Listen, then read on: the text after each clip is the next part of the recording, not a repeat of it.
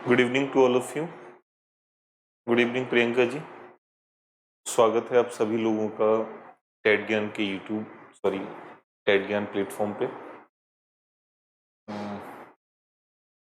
अच्छा, ठीक है, बढ़ेंगे हम लोग टर्म्स की तरफ बिना कोई ज़्यादा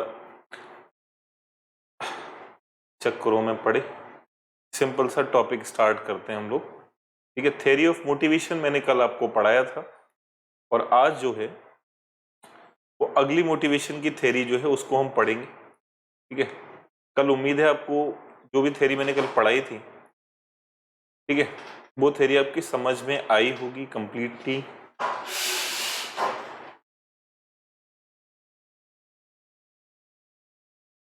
मैस्लो का थ्योरी पढ़ा था हमने कल। आज एक थ्योरी है, उसमें बहुत सारे एस्पेक्ट तो नहीं देखने हैं आपको, बट एक बेसिक टर्म जो है वो मैं आपको इसका समझाना चाहूंगा। ठीक है, इसको देखेंगे। आज का जो थ्योरी है वो है drive reduction theory of human behaviour. ठीक है, मानव व्यवहार का एक सिद्धांत की बात की गई है। ठीक है, मानव व्यवहार और उसके रिलेटेड जो ड्राइव्स हैं उनके एस्पेक्ट में बात की है, और कैसे मानव व्यवहार को मोटिवेशन जो है ड्राइव के माध्यम से क्या करता है, चेंज करता है। ये बात इस थ्योरी में बताई गई है। ठीक है, एक बेसिक टर्म समझिए। बेसिकली इसको एक टर्म की तरफ अगर हम लोग जाएं, इसको देखें, हिंदी में इसको बोल सकते हैं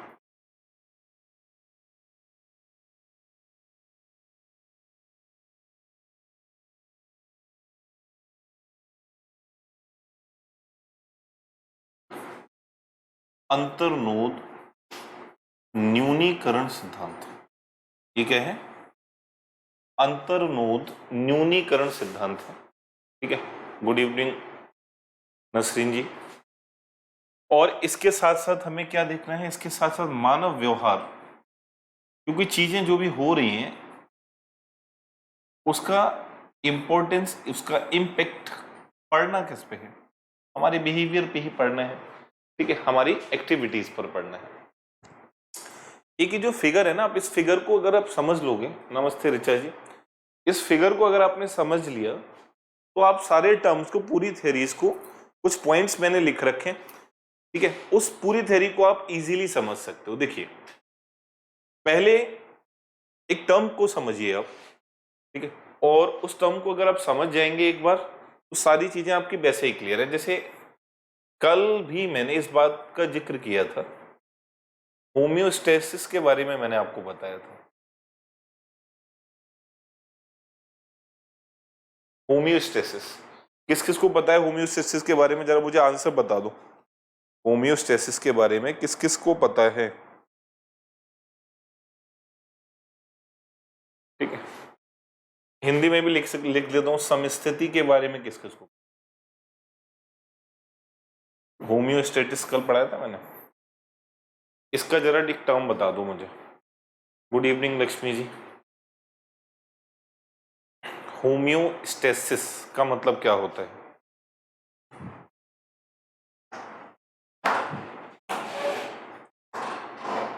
कल तो बताया था इस होम्योस्टेसिस का मतलब।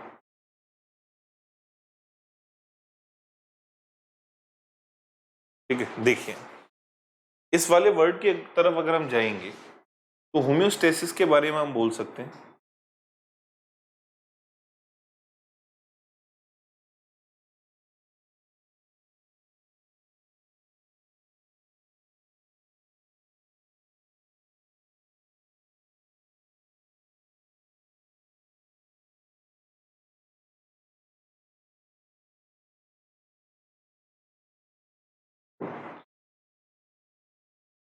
नेहा रोशन जी, आज बहुत दिन बाद आप क्लास अटेंड करने आई हैं।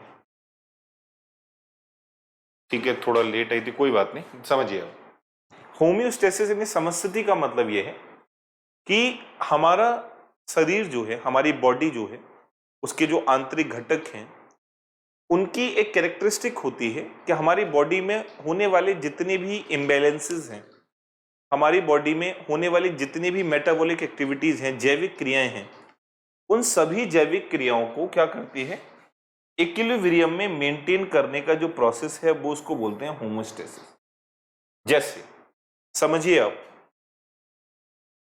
अगर मान लो कोई व्यक्ति है,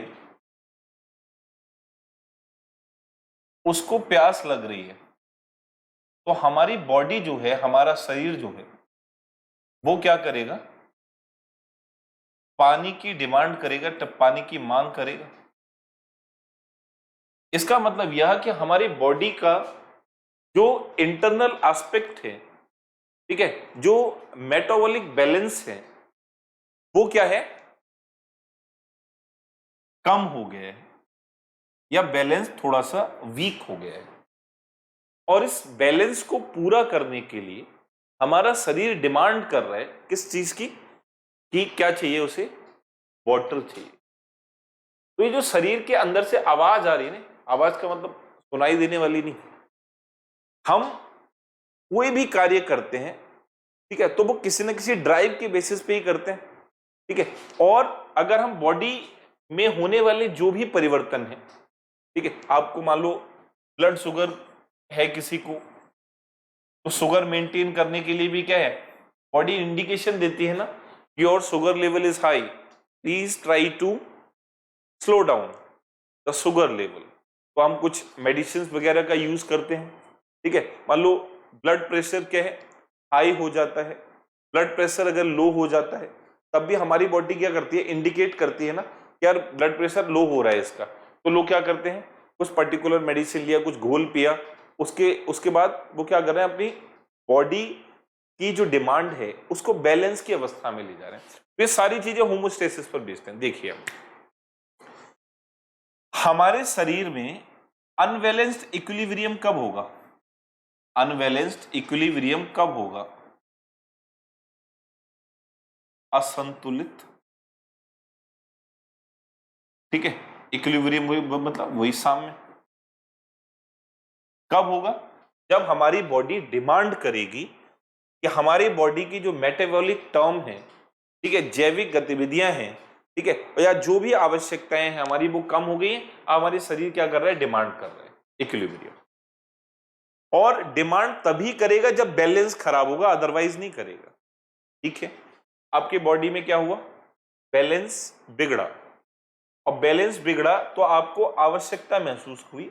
मैंने यहां पर टर्म रख दिया है, मान लो आपको वाटर की आवश्यकता महसूस हुई, वाटर से रिलेटेड होम्योस्टेसिस है, तो आपको आवश्यकता महसूस होगी वाटर की, ठीक है। आवश्यकता किसकी है, बैलेंस बिगड़ा पानी के कारण, तो आवश्यकता पानी की ही होगी।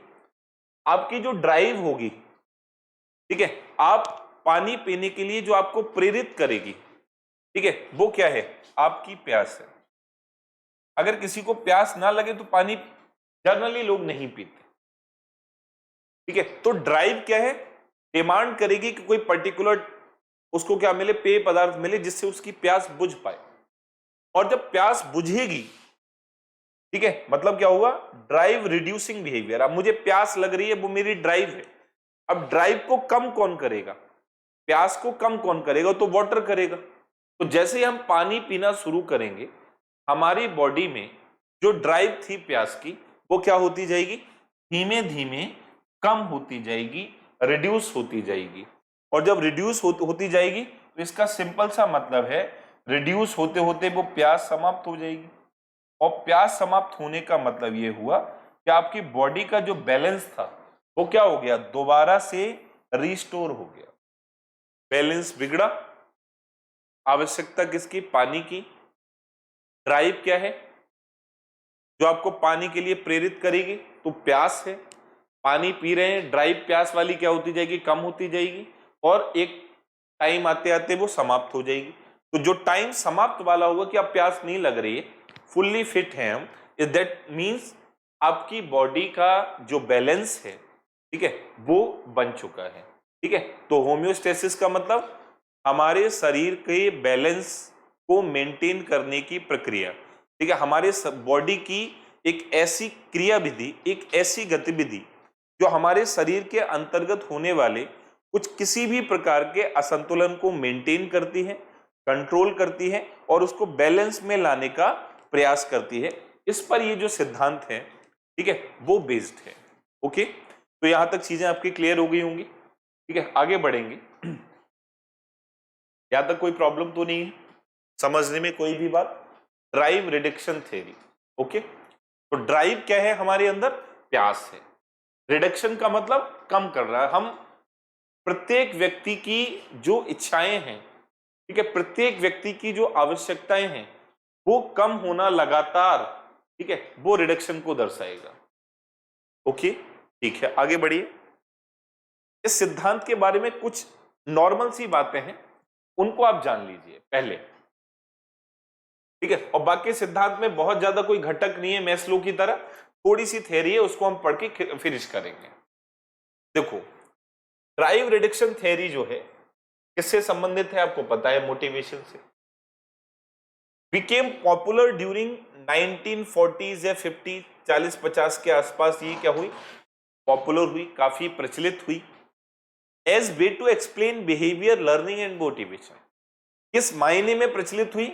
हमारा व्यवहार कैसा है भाई, प्यास लगी, पानी पीने के का आप जो प्रयास करोगे उसका प्रभाव आपके व्यवहार पर भी दिखेगा। तो बिहेवियर कैसे चेंज हुआ, क्या हमने सीखा और किसने हमें क्या किया, प्रेरित किया, इन सभी टर्म से रिलेट है कौन सी थ्योरी?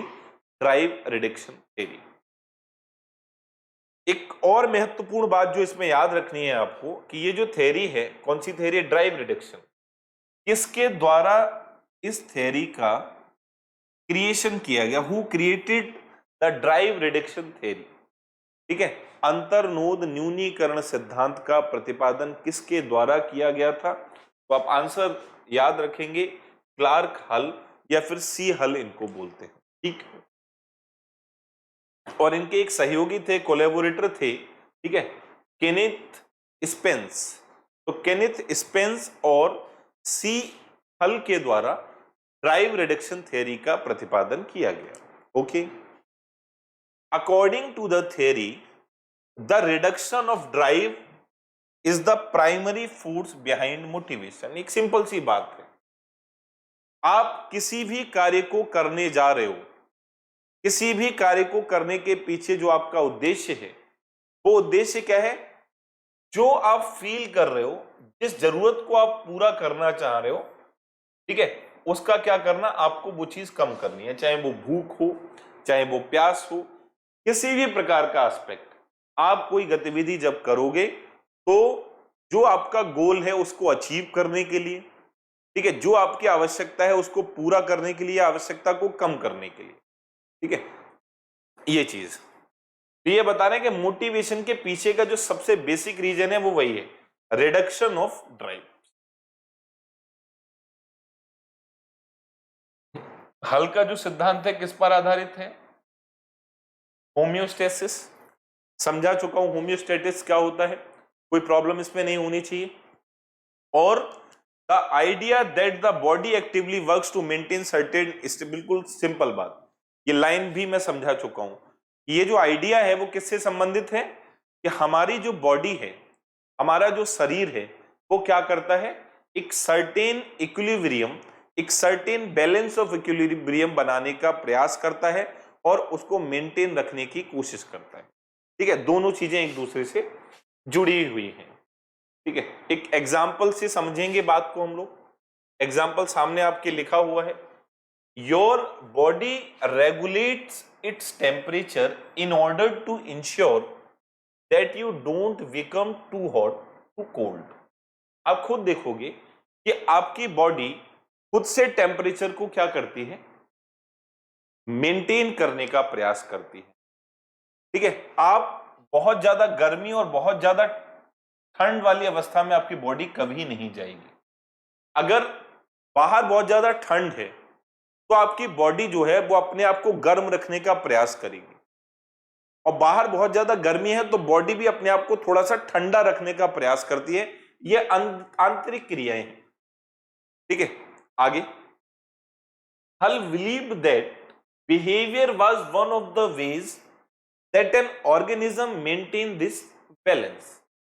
हमारा व्यवहार जो है किसी भी जीवधारी का व्यवहार ये निर्धारित करता है, ठीक है, कि हम किस प्रकार से इस बैलेंस को क्या कर रहे हैं, मेंटेन कर रहे हैं।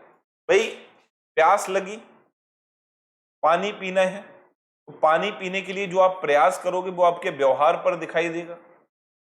भूख लगी, खाना खाना है, तो भोजन के लिए जो आप प्रयास करोगे वो क्या होगा, आपके व्यवहार पर दिखाई देगा। सिंपल सी बात, ठीक है। और यहां पर टर्म क्या है, हल ये भी सजेस्ट करते हैं कि जितनी भी प्रकार के मोटिवेशन है वो किसके कारण उत्पन्न होते हैं, बायोलॉजिकल नीड।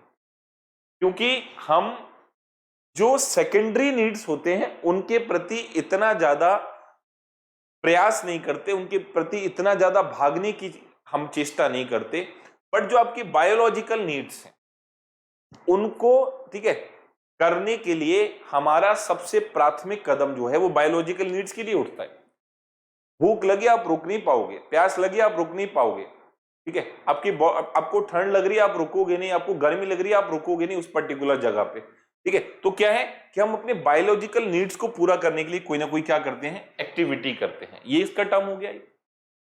अगली बात, in this theory Hull use the term drive to refer to the state of tension. इस थियरी में क्या है, हल यूज करते हैं ड्राइव टर्म को किस संदर्भ में, स्टेट ऑफ टेंशन। आपको भूख लगी है, आप चिंतनशील हो जाओगे, आप चिंता में चले जाओगे, आपको टेंशन हो जाएगी किस बात की, क्या भूख लगी है, मुझे क्या चाहिए, खाना चाहिए, ठीक है। एरोजोल कॉज्ड बाय बायोलॉजिकल और फिजियोलॉजिकल नीड्स, भाई आपकी जो जैविक आवश्यकता है या आपकी जो शारीरिक आवश्यकता है, ठीक है, वो सारी आवश्यकताओं को पूरा करने के लिए आप जिस स्टेट ऑफ टेंशन में हो उसका संबंध किससे है, ड्राइव से। ये एक सीधी बात, ठीक है। ये सारी बातें हम डिस्कस कर चुके हैं, ठीक है। अब यहां पे सामने एक टर्म लिख रहे हैं, प्यास, भूख, ठीक है, नीड ऑफ वार्मथ, मतलब हमें अगर बाहर ठंड है, ठीक है, और आपको क्या है करना है, अपने आप को गर्म करने का प्रयास करना है, ठीक है, तो आप क्या है, ये सारे एग्जाम्पल क्या है, ड्राइव के, ठीक है। बाहर बहुत गर्मी, अपने आप को ठंडा रखने का प्रयास करोगे, वो भी क्या है, ड्राइव है। A drive creates an unpleasant state, a tension that needs to be reduce. Simple बात, ड्राइव जो है वो क्या करेगी, आपके सामने आपको भूख लग रही है, आप खुश नहीं होगे, ठीक है, और आपको भूख लगने के बाद भोजन नहीं मिल रहा है, तब आप एंजाइटी और डिप्रेशन में भी जा सकते हो। तो ड्राइव एक ऐसी स्थिति क्रिएट कर देती है, भाई आप पर्सन को भूख ना लगे, ठीक है, तो वो कोई प्रयास करेगा, एक्सटर्नल प्रयास करेगा कुछ कार्य करने के, नहीं करेगा। प्यास ना लगे, प्रयास करेगा नहीं। बट जैसे ही प्यास लग रही है, भूख लग रही है, वो क्या आ जाएगा, अगर उसके पास प्रॉपर रिसोर्सेज उपलब्ध नहीं है तो वो टेंशन में आ जाएगा। ये चीज बता रहे हैं हल, ठीक है। एक टर्म यहां पर और आप समझ लो कि कंडीशनिंग और रीइंफोर्समेंट क्या होता है, ठीक है। कंडीशनिंग आपको पता है, अनुबंधन, पढ़ चुके हैं हम लोग, ये वर्ड्स हमारे लिए नए नहीं है, तो बहुत ज्यादा डिटेल में हम जाएंगे भी नहीं, ठीक है। बस सिद्धांत को समझने का प्रयास करेंगे, ठीक है, और यहीं तक ये सिद्धांत है, बहुत ज्यादा गणित हमें लगानी भी नहीं है। देखिए, हल जो है उनको नवीन व्यवहारवादी विचारक कहा जाता है, पहली बात, नवीन व्यवहारवादी विचारक कहा जाता है, ठीक है, कोई बात नहीं। But like the other major behaviourist, मतलब उनके अलावा जो दूसरे मुख्य जो बिहेवियरिस्ट है, व्यवहारवादी हैं, he believed that the human behavior could be explained by conditioning and reinforcement, ठीक है। अब कंडीशनिंग और रीइंफोर्समेंट का रिलेशन क्या है उसको आप समझो एक बार।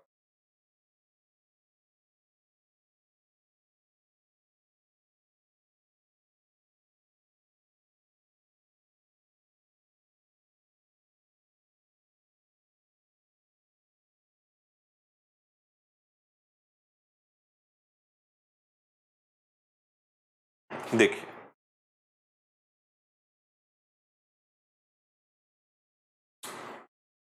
दो टर्म आ रहे हैं, एक है कंडीशनिंग मतलब अनुबंधन,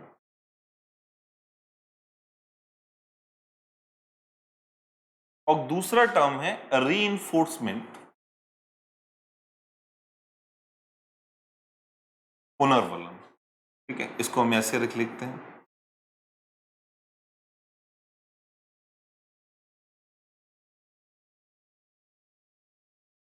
रीइंफोर्समेंट हो गया और ये हो गया कंडीशनिंग।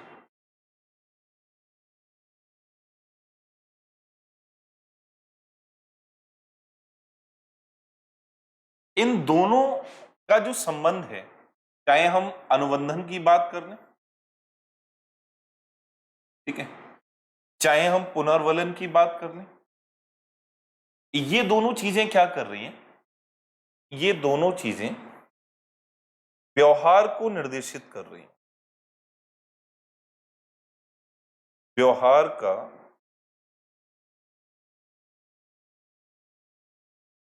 निर्देशन करने वाली चीजें। ठीक है, और व्यवहार का निर्देशन किस परिप्रेक्ष्य में हो रहा है उसको आप समझो।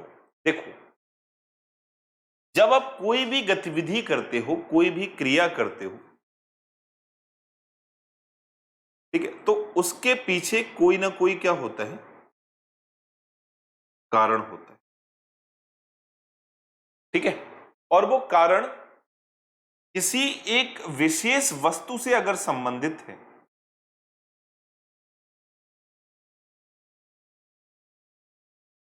तो वो कंडीशनिंग होगी। ठीक है, कि मैंने कंडीशन अप्लाई कर दी है कि मैं इस स्थिति में ही ये कार्य करता हूं। ठीक है, क्यों? क्योंकि आपके व्यवहार से वो कंडीशन जो है वो जुड़ चुकी है। टर्म आप समझो। ठीक है, जैसे हम डॉग और वेल वाले एग्जाम्पल को लेते हैं तो उसमें बताया जाता है ना कि जब कुत्ते के सामने खाना रखा जाता था तो कुत्ता लार टपकाना शुरू कर देता था, नेचुरल स्टिमुली थी वो। ठीक है, अब क्या हुआ? धीमे धीमे धीमे धीमे कुत्ते को जब खाना दिया जाने लगा तो घंटी भी बजाई जाने लगी। तो कुत्ते ने क्या किया? घंटी और फूड, इन दोनों के बीच अंतर स्थापित कर लिया उसने। ठीक है, इन दोनों के बीच समायोजन स्थापित कर लिया कि घंटी का संबंध कहीं ना कहीं किससे है? भोजन से है। अब एक बार क्या हुआ, धीमे धीमे जब वो बढ़ते गए आगे इसी एक्सपेरिमेंट में, तो हुआ ये कि घंटी को केवल बजाया गया और उसके साथ खाना नहीं दिया गया। फिर भी कुत्ते ने क्या की? लार टपकाई। इसका सीधा मतलब यह है कि कुत्ते ने जो प्राकृतिक उद्दीपक था उसके लिए खाना, उसके साथ साथ एक कंडीशन को, एक अनुबंधन को भी अपने व्यवहार में उसने क्या कर लिया है? शामिल कर लिया है। ठीक है, एक तो ये बात हो गई।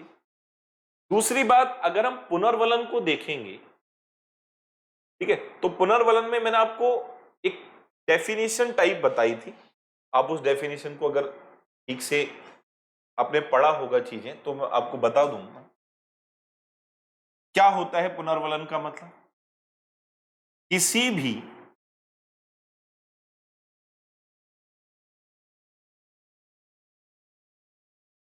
अच्छे व्यवहार को, किसी भी अच्छे व्यवहार को दोहराने के लिए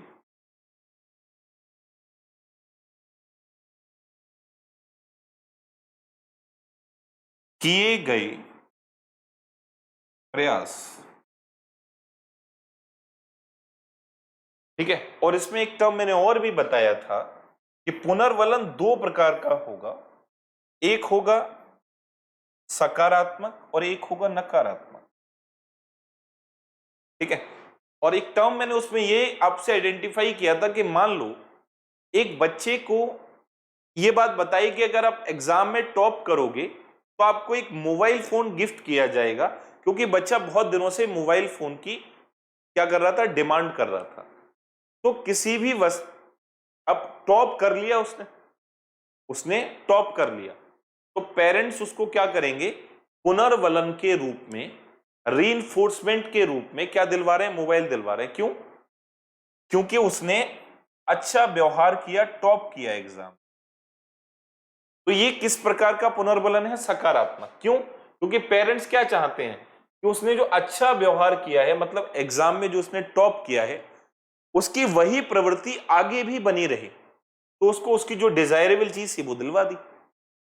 और यहां पर क्या हो रहा है, अगर हम नेगेटिव टर्म की ओर चले तो नेगेटिव में क्या होगा, अगर बच्चा कुछ समय के लिए जो इच्छित व्यवहार है अगर वो नहीं करता है, तो आप क्या करो, उससे शॉर्ट टर्म के लिए उसकी जो डिजायरेबल चीज थी मोबाइल, उसको आप छीन लो उससे, और उसको बोलो कि आप होमवर्क करो या फिर जो भी चीजें हैं आप मेहनत करो, आपको ये मोबाइल दे दिया जाएगा।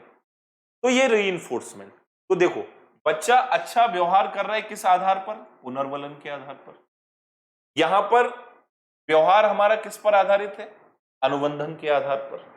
ठीक है, ये चीज है कि मान लो आप सड़क पर जा रहे हैं, ठीक है, और दो कुत्ते आपके पीछे पड़ जाते हैं, तो आप दौड़ना शुरू करेंगे। और जब आप दौड़ना शुरू कर रहे हो तो किस कारण कर रहे हो आप दौड़ना शुरू? उसके पीछे का घटक क्या है? उसके पीछे का घटक है तो अनुबंधन ही।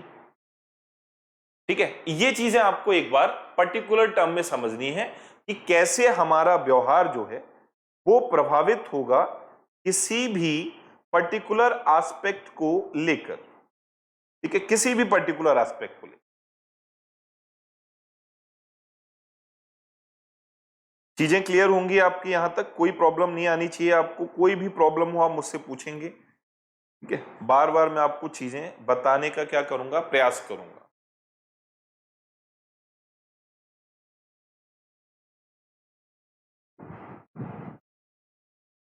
ओके,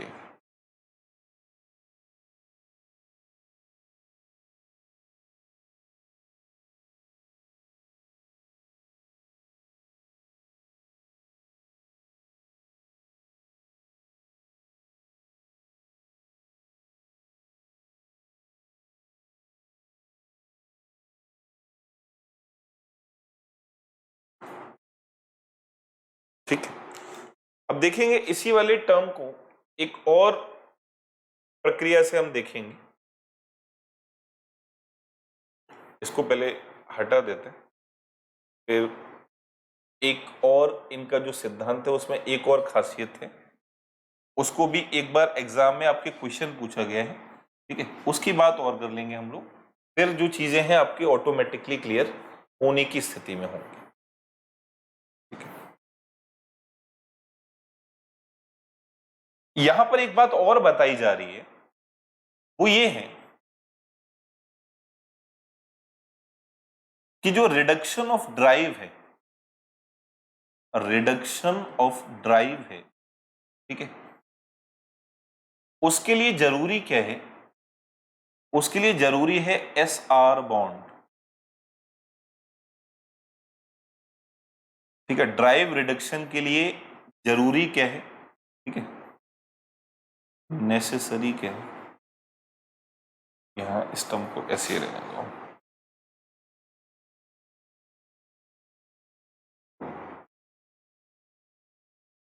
देखिए, एसआर बॉन्ड जरूरी है, और एसआर बॉन्ड का मतलब क्या है? एक तरफ आप ले लो एस, एस मतलब स्टिमुली, और आर मतलब क्या है आपका? रेस्पॉन्स। ठीक है, एक तरफ है क्या? उद्दीपक, और एक तरफ है क्या? अनुक्रिया। ठीक है, इस सिद्धांत में यह भी बताया गया है सी हल के द्वारा कि उद्दीपक और अनुक्रिया ये दोनों मिलकर क्या करते हैं? जो भी ड्राइव है हमारी, ड्राइव को रिड्यूस करने का प्रयास करते हैं, या ड्राइव को रिड्यूस करते हैं, ये भी बात हम लिख सकते हैं। ठीक है, तो यहां पर अकॉर्डिंग टू, अगर ये टर्म आपसे पूछा जाता है कि what is the role of SR bond in the theory of drive reduction, या in the theory of C Hull, C हल के सिद्धांत में उद्दीपक अनुक्रिया का जो अनुबंध है, ठीक है, जो बॉन्ड है, वो क्या दर्शाता है? तो आप आंसर देंगे कि उद्दीपक और अनुक्रिया अनुबंधन जो है उसका प्रयोग सी हल की थ्योरी में ड्राइव को रिड्यूस करने के लिए किया जाता है। ड्राइव को रिड्यूस करने के लिए किया जाता है। एक एग्जाम्पल समझिए हम। स्टिमुली जो है वो कुछ नहीं, वाटर होगा। ड्राइव क्या है? ड्राइव होगी थर्स्ट, ठीक है, और रेस्पॉन्स क्या होगा?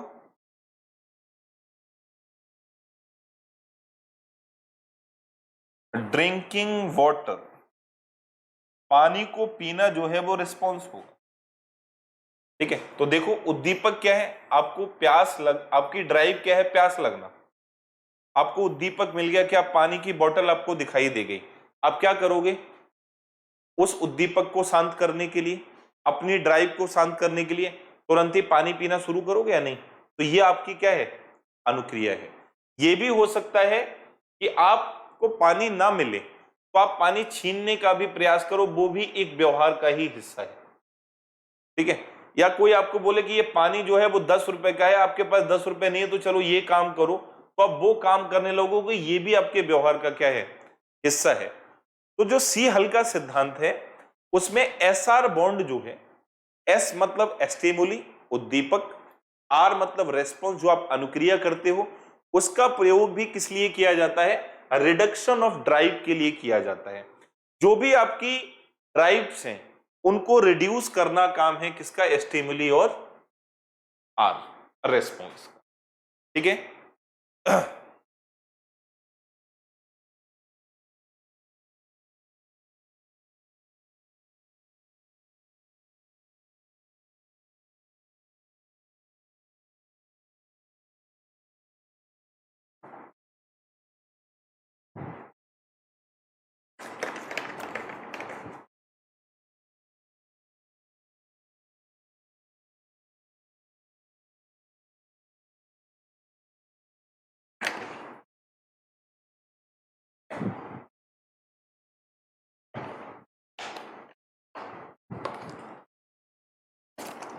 देखिए एक पॉइंट और है लास्ट, उसको हम पढ़ेंगे और उसके बाद चीजें जो हैं वो हम हमारी ऑटोमेटिकली क्लियर होती जाएंगी। देखिए, ठीक है, पहली चीज आपने यहां पे पढ़ ली, एस आर बॉन्ड इसलिए प्रयोग करते हैं, ठीक है।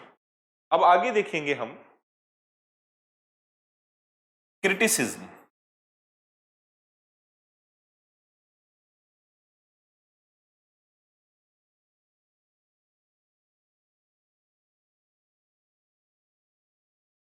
हल के सिद्धांत की आलोचना अगर हमें करनी है तो हम किस आधार पर करेंगे, ठीक है, इसको आप ध्यान रखो, एक बार पर्टिकुलर टर्म को आप ध्यान में रखो, आपको समझ आ जाएगा।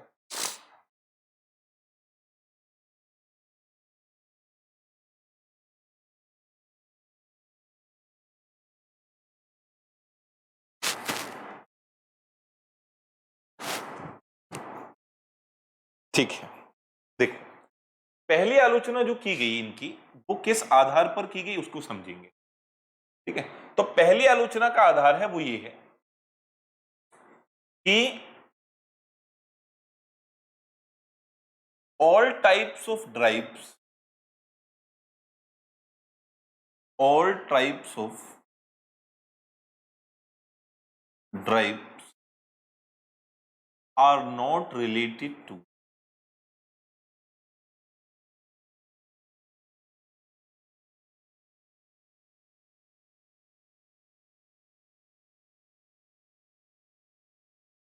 होम्योस्टेसिस। सभी प्रकार के जो अंतर्नोद होते हैं वो होम्योस्टेसिस मतलब समस्थितिकी से रिलेट नहीं करते। जैसे एग्जाम्पल से समझो, ठीक है, बहुत इजीली आप इन चीज को ग्रैब कर पाओगे, समझने की स्थिति में रहोगे। देखो आपने अभी मान लो 1 घंटे पहले खाना खाया है, 1 आवर हुआ है आपको खाना खाए हुए, ठीक है।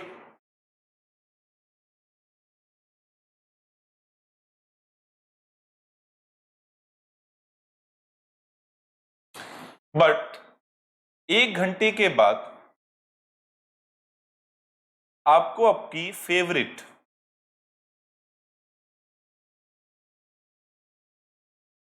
डिश जो है वो कोई ऑफर करता है, आपको आपकी फेवरेट डिश कोई ऑर्डर करता है। कब? 1 घंटा पहले ही आपने खाना खाया, पेट भरा हुआ है, जगह भी नहीं है, बट फिर भी आपको कोई आपकी फेवरेट डिश क्या कर रहा है? ऑफर कर रहा है। इस स्थिति में आप क्या कर रहे होगे? आप क्या करोगे? मान लो आप ऐसा कर सकते हो, take a little bit of this, ठीक है। या फिर आप क्या करोगे? मतलब लिटिल बाइट के अलावा भी टर्म है, आपने क्या किया? आपने यहां पर जो ड्राइव है ना आपकी, वो नेचुरल नहीं है, बल्कि कैसी है? सिचुएशनल है, परिस्थिति आधारित है। तो हल का सिद्धांत ये बता रहा है कि जो भी ड्राइव्स है ना वो क्या है? आंतरिक है, खा लेंगे, फिर भी खाएंगे। अब हल का सिद्धांत तो क्लियरली ये बता रहे हैं ना कि जो भी चीजें हमारे सामने आती हैं, जो भी हमारी नीड्स हैं, वो सब किस पर आधारित होती है? होम्योस्टेसिस पर आधारित होती है। बट और होम्योस्टेसिस का मतलब हमारी बॉडी क्या करती है? बैलेंस बनाने का, मेंटेन टू बैलेंस, ठीक है। हमारी जो आंतरिक गतिविधियां हैं उनको बैलेंस करने का कार्य करती है, चाहे वो टेम्परेचर हो, ठीक है। जो भी कमी हमारी बॉडी में होगी, ठीक है, वो होम्योस्टेसिस को से ही दूर होगी, ठीक है। और होम्योस्टेसिस क्या पैदा करता है? ड्राइव। अब ड्राइव तो आपके अंदर है ही नहीं यहाँ पे भूख वाली, क्यों? क्योंकि बैलेंस, आपका पेट भरा हुआ है, तो बैलेंस बिगड़ने का मतलब क्या हुआ? फिर भी आपको अगर कोई आपकी फेवरेट डिश ऑफर करता है तो आप उस डिश को खा लेते हो। तो इसका मतलब ये हुआ, ठीक है, उनके अकॉर्डिंग बैलेंस हो गया, बात खत्म, ठीक है। अब यहां पर टर्म वही है कि यहां पर आप आलोचना करोगे अगर हल की थ्योरी की, तो इसी बात से करोगे कि all types of drives are not related to homeostasis. जितने भी प्रकार के ड्राइव हैं सभी बैलेंस मेंटेन करने के लिए नहीं किए जाते, ठीक है, बल्कि कुछ हमारी किस पर डिपेंड करते हैं? सिचुएशन पर डिपेंड करते हैं, कुछ हमारी डिजायर पर डिपेंड करते हैं, ठीक है, डिजायर पर भी डिपेंड करेंगे, ठीक है। तो आपकी इच्छा पर आधारित, स्थिति पर आधारित, ठीक है, स्थिति पर। ये एक टर्म आपको याद रखना है हल के रिगार्डिंग जब भी हम उसको पढ़ने का प्रयास कर रहे होंगे, ठीक है। तो आज का जो थ्योरी है वो यहीं पर समाप्त करते हैं हम लोग, ठीक है। इस थ्योरी के जो मैथमेटिकल पार्ट है वो व्यवहारवाद में आएगा, तो व्यवहारवाद जो हम करेंगे आगे, ठीक है, तो उस वाले पार्ट को देख लेंगे। बट उस पार्ट से आज तक किसी भी एग्जाम में क्वेश्चन नहीं आया मैथमेटिकल फॉर्मूला से हल की थ्योरी के अकॉर्डिंग, ठीक है। बट फिर भी जैसे मैं आपको बताता हूं हमेशा कि मैं किसी भी पार्ट को स्किप नहीं करना चाहता, ठीक है, तो उसको भी पूरा करने का हम एक बार प्रयास करेंगे जब मैं व्यवहारवाद आपको पढ़ाऊंगा, ठीक है। तो उम्मीद है कि आपको चीजें जो आपको बताई गई वो आपको सही लगी होंगी, पसंद आई होंगी, ठीक है। और फिर से मैं आपको एक रिमाइंडर दे देता हूं कि आज वही 7 बजे से टेस्ट होगा, ठीक है, पेडागोजी के डिफरेंट एस्पेक्ट को लेकर, जो अभी ट्रेंड चल रहा है रिसेंट एग्जाम का, उसको लेकर, ठीक है। तो आप सबको you are coordinately invite in test, ठीक है, क्योंकि आप लोग अपनी उपस्थिति दर्ज नहीं कराते कि टेस्ट में पार्टिसिपेशन जो है वो काफ़ी कम रहता है, ठीक है। तो आप पार्टिसिपेशन को बढ़ाइए, अपनी प्रिपरेशन को कॉन्क्रीट कीजिए, ठीक है, ये जरूर आपको याद रखना है, ठीक है। प्रियंका जी आप तो आती हैं, वो मुझे पता है बिल्कुल, ठीक है। बाकी लोगों के लिए मैं थोड़ी सी बात कह रहा हूँ, ठीक है, कि बाकी लोग भी जो हैं वो क्लास रेगुलरली अटेंड किया कीजिए। थेरी तो ठीक है, थेरी तो हम पढ़ ही रहे हैं सारी पर्टिकुलर टर्म्स को लेकर, बट थेरी के साथ साथ प्रैक्टिकल जो एस्पेक्ट है ना वो भी बहुत ज़्यादा जरूरी है। ओके, ये चीज़ आपको ध्यान रखना है। ठीक,